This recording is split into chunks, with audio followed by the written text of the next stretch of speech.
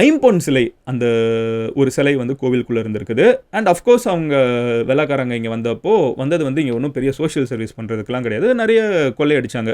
கோவில்கள்லாம் வந்து நிறைய கொள்ளையடிக்கப்பட்டுச்சு. கோவில் மட்டும் கிடையாது, மக்கள், மனிதர்கள் எல்லாமே கொள்ளையடிக்கப்பட்டுச்சு. அப்போ அவங்க இங்கேருந்து நிறைய கொள்ளையடிச்சிட்டு போனாங்க. அப்படி கொள்ளையடிச்சிட்டு போனப்போ முருகன் சிலையை வந்து கடைசியில் அவங்க எடுத்துகிட்டு போயிட்டாங்க. அந்த முருகன் சிலையை அவங்க கடலுக்குள்ளே கொண்டு போயிட்டு இருக்கப்போ பார்த்தீங்கன்னா மிகப்பெரிய மழை, வெள்ளம் எல்லாமே அந்த பெரிய சுனாமி மாதிரி அலைகள்லாம் வர ஆரம்பிச்சிருக்குது. ஸோ அங்கே இருக்கிற மற்ற டச்சுக்காரங்களாம் இருந்துகிட்டு இந்த சிலையை எடுத்துகிட்டு வந்ததுனால தான் ஒருவேளை இதெல்லாம் இருக்கும், நீங்கள் வந்து சிலையை தூக்கி கடலுக்குள்ளே போட்டுருங்கன்னு சொன்னாங்களாம். உடனே வந்து அவரும் கடலுக்குள்ளே தூக்கி போட்டாராம். யார்? ஜோவான் அப்படிங்கிற ஒரு கவர்னர் ஜெனரல். அதுக்கப்புறம் இந்த சிலை கடலுக்குள்ளே போனதுக்கப்புறம் வந்து அந்த கடல் வந்து கொஞ்சம் காம் ஆயிடுச்சு. ஸ்ரீலங்காவுக்கு நிம்மதியாக போய் சேர்ந்துட்டாங்க. இப்போது வடமலையப்ப பிள்ளையோட கனவுல வந்து முருகன் வந்து சொல்கிறாரா, நீ கடலுக்குள்ளே போனேன்னா அங்கே வந்து ஒரு இடத்துல கழுகு வந்து தண்ணி மேலே சுற்றிட்டு இருக்கும், அந்த இடத்துக்குள்ளே குதிச்சிங்கன்னா என்னோட சிலை இருக்கும், எடுத்துகிட்டு வந்து கோவிலில் வச்சுருங்கன்னு சொன்னாங்களாம். ஸோ ஒரு வருஷமாக மக்கள் எல்லாருமே வந்து கோவிலில் கடவுளே இல்லைன்னு சொல்லி சோகமாக இருக்கிறப்போ இவங்க கடலுக்குள்ளே போய் இந்த சிலை வந்து ஒரு ஈகிள் ரொட்டேட் ஆகிட்டு இருக்குது, அதுக்கு கீழே வந்து இங்கே தான் சிலை இருக்கும்னு சொல்லி டைவர்ஸ் எல்லாம் வச்சு கொண்டு வந்து சிலை வந்து ரீஸ்டோர் பண்ணப்படுதுன்னு இன்னொரு ஸ்டோரியும் இருக்குது. ரெண்டுமே வந்து பார்த்தீங்கன்னா எப்படி முருகன் சிலை மறுபடியும் கோவிலுக்கு வந்துச்சுங்கிற ஒரு பர்டிகுலர் கதை.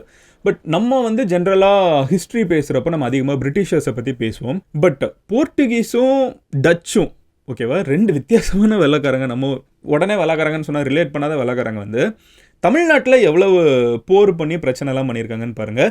இதுக்கப்புறம் ஃப்ரெஞ்சு வராங்க, அதுக்கப்புறம் பிரிட்டிஷர்ஸ் வராங்க. இவங்க எல்லாருமே வந்து இந்தியாவில் வேறு பகுதிகளை வந்து ஆட்சி செஞ்சுருக்காங்க. வேறு தங்க டாமினேட் பண்ணுறதுக்கு நம்ம ஊரை பிளே கிரவுண்டாக யூஸ் பண்ணியிருக்காங்க. இதுதான் வந்து நடந்த வரலாறு. இதில் இன்றைக்கு வரைக்கும் பார்த்தீங்கன்னா இந்த டச் இங்கே ஆட்சி செஞ்சுருக்காங்க. இவங்க இந்த கோவிலை வந்து பிடிச்ச கொஞ்சம் நாட்கள் இருக்குல்ல, அப்போ வந்து அவங்க கிட்ட இருக்கிற ஏகப்பட்ட லூட், இவங்கெல்லாம் கொள்ளையடிக்க வந்தவங்க தானே, ஓரளவுக்கு பிஸ்னஸை தாண்டி ஆட்சி கோவிலெல்லாம் பிடிச்சி வச்சுட்டு லூட்டிங் தான். ஸோ அந்த லூட்டெல்லாம் வந்து கோவிலுக்குள்ளே பரி பண்ணி வச்சிருப்பாங்கிற ஒரு நம்பிக்கை வந்து இன்னமும் பார்த்தீங்கன்னா ஒரு அர்பன் லெஜண்ட் மாதிரி சுற்றிட்டு இருக்குது. இப்போவும் திருச்செந்தூர் கோவிலுக்குள்ளே வந்து எங்கேயாவது ஒரு பொக்கிஷம் இருக்கும், ஒரு மிகப்பெரிய ஒரு புதையல் இருக்குன்னு நம்புகிற மக்களும் இருக்காங்க. அண்ட் இதில் வந்து ஒரு அண்டர் கிரவுண்ட் டனல் இருக்குது முருகன் கோவிலுக்கு கீழே, அது வந்து டைரெக்டாக கடலுக்குள்ளே போகும், அந்த வழியாக வந்து இந்த மிகப்பெரிய புதையல் இருக்கலாம்னு சொல்லி நம்பக்கூடியவங்களும் இருக்காங்க. திருச்செந்தூர் பற்றி ஒரு விஷயம் ரீசெண்ட் டைம்ஸ்லாம் நம்ம பேசணும்னா, சுனாமி வந்தப்போ பல இடங்கள் அதை சுற்றி வந்து டேமேஜ் ஆனாலும் திருச்செந்தூர் முருகன் கோவில் மட்டுமே வந்து டேமேஜ் ஆகாமல் அந்த இடத்துல 2004 சுனாமி வந்தப்போ தண்ணி வந்து உள்வாங்கிடுச்சு. எல்லா இடத்துலையும் தண்ணி உள்வாங்கி மிகப்பெரிய அலையா வர்றப்போ அந்த கோவில் மேலே எந்த சுனாமி தாக்குதலும் நடக்கல. இப்போ வரைக்குமே அங்கே இருக்கிற முருக பக்தர்களோட நம்பிக்கை என்னன்னு பார்த்தீங்கன்னா, அந்த திருச்செந்தூர் முருகன் கோவில் வந்து எந்த ஒரு மேசிவான கெலாமிட்டியுமே வந்து தாக்காதுங்கிறது வந்து அங்கே இருக்கக்கூடிய பக்தர்களோட மிகப்பெரிய நம்பிக்கையாக இருந்துட்டு இருக்குது. அண்ட் இது வந்து நான் ரொம்ப ரேண்டமாக ஏதோ வாசிச்சுட்டு இருக்கப்போ ஒவ்வொன்றா தேடி போய் திடீர்னு டச்சு வந்து இங்கே இருந்தாங்கன்னு கேட்குறப்ப ரொம்ப ஆச்சரியமாக இருந்துச்சுன்னு உங்ககிட்ட ஷேர் பண்ணணும்னு நினச்சேன். நீங்கள் இந்த மாதிரி திருச்செந்தூர் கோவிலை பற்றி ஆர் ஜென்ரலாகவே உங்கள் ஊரில் இருக்கிற ஏதாவது ஒரு கோவிலையோ மசூதியோ சர்ச்சையோ பற்றி ஏதாவது ஒரு இன்ட்ரெஸ்டிங்காக தெரிஞ்சிச்சுன்னா அது என்னங்கிறத கமெண்ட்ல சொல்லுங்கள்.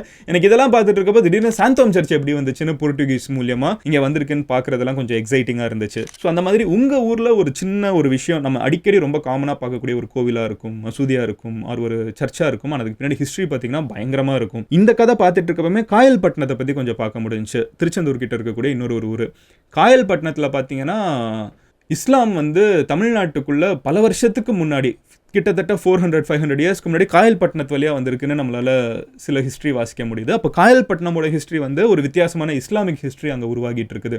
ஸோ இந்த மாதிரி தமிழ்நாட்டில் தொட்ட இடத்துலலாம் வந்து பல நூற்றாண்டுகள் வரலாறு இருக்கிறது. நம்மளுக்கு கண்டிப்பாக ஒரு ரிச் ஹெரிட்டேஜை விட்டுட்டு போயிருக்காங்க. இதை பாதுகாத்துக்கிறதும் இதை பற்றி தெரிஞ்சுக்கிறதும் நம்மளோட கடமையாக நம்ம எடுத்துப்போம்.